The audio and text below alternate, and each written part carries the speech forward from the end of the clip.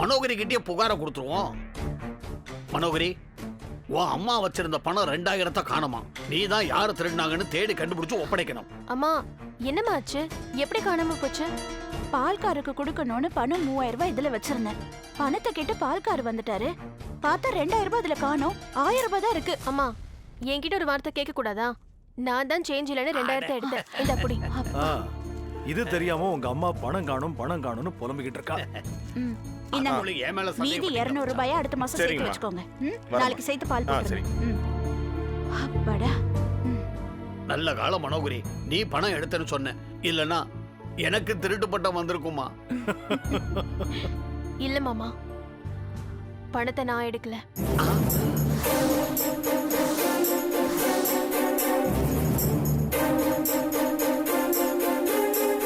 பால்காரர் 3வது மனுஷன். அவர் முன்னாடி நம்ம குடும்பத்தை விட்டு கொடுத்து பேசக்கூடாதுங்கிறதுக்காக தான் பணத்தை நான் எடுத்ததா போய் சொன்னேன்.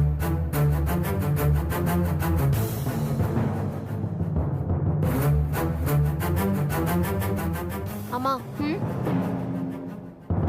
நல்லா ஞாபகம் இருக்காமா? பணத்தை இந்த பர்ஸ்ல தான் வச்சீங்களா? ஆமா மனோகரி, இதே பர்ஸ்ல தான் பணத்தை வச்சேன்.